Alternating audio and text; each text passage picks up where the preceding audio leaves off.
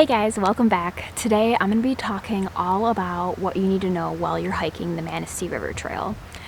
I have an entire blog post about this that I'm going to link down in the description below, so if you're someone that prefers to read rather than watch or listen, click down below. It's got map guides. I've got 3 pre-planned routes for you to take, all the trailheads you should park at, where you need to pay fees, where you don't, what to expect, all that good stuff. Now, just to go over a couple basics. The Manistee River Trail is like a 10.5 mile long trail that stretches from Coates Highway, which is at Red Bridge River access, to the Oroki Road at Seton Creek Campground.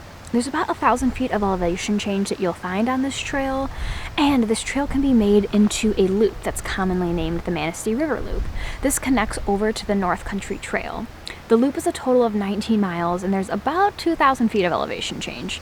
There's numerous designated backcountry camping sites along the Manistee River, but you can disperse camp almost anywhere on the Manistee River Trail and almost anywhere on the North Country Trail as well.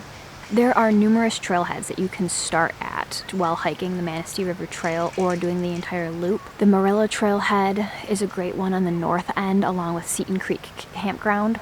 On the south end, there's the Upper River Road trailhead, as well as the Red Bridge River access. Some of those do require payment. It's $5 a day, cash only, and you deposit it just in a little envelope at the drop boxes that are at the trailheads.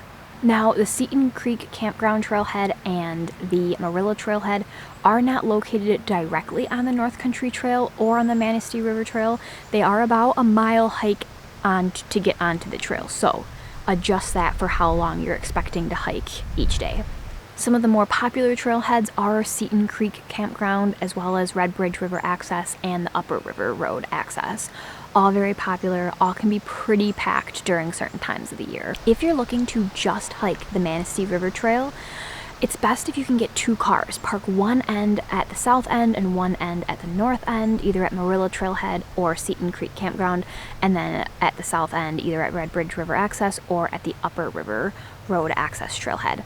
This will allow you to just hike one direction, hike about 10.5 miles. You can do that easily in 2 days, 1 night. If you want to extend it out, if you're a really beginner with camping or you've got younger kids with you, you can make it a 2-night, 3-day trek. But having those 2 cars just allows you to just hike one direction, easy peasy, be done, and then drive back to where your other car is. Don't forget though to make sure that you have keys for both cars while you're hiking. It would stink to get to the car at the end of the trailhead and realize that you left your car keys in the car that's at the south end of the trailhead. Now, what to expect while you're backpacking the Manistee River Trail. Just note, it's a very popular trail. Trailheads often have many cars, the designated backcountry sites can often be occupied while you're looking for a place to camp, and you're really going to run into people on the trail, as well as hear them on the river. That being said, it's still an incredibly gorgeous, beautiful, and adventurous hike. It's the perfect weekender trip, it's a great spot for beginners, and it can be varying levels of difficulty depending on how long and how quickly you would like to hike it. Just a couple of basics to make sure that you have with you while you're backpacking the Manistee River Trail.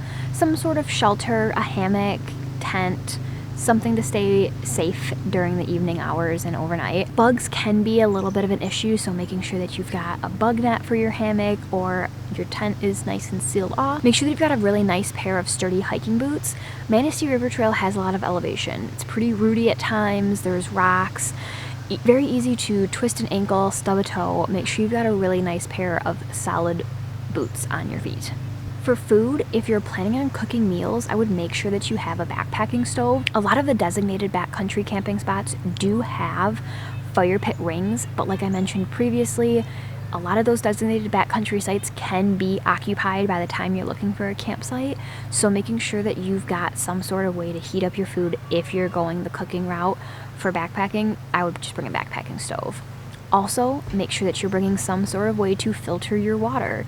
There are numerous water spots on the Manistee River side. On the North Country Trail side, there is only one spot to get water, and that is Eddington Creek, which is very far north on the North Country Trail side of the Manistee River Loop.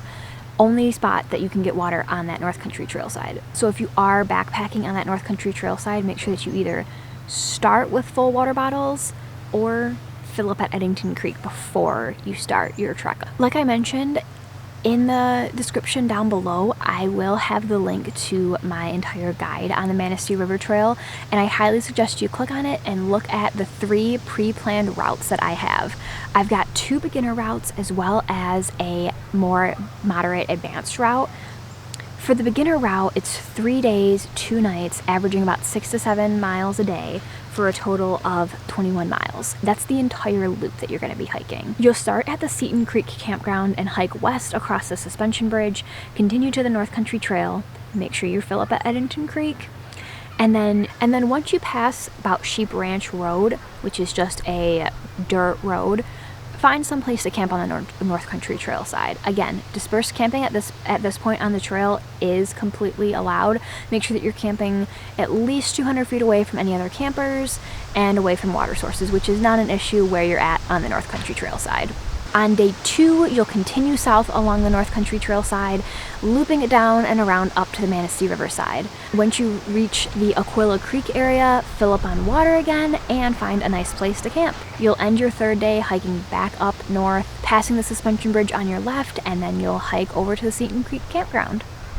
For another beginner's hike, I suggest doing a nice out and back. This can be whatever you prefer it to be.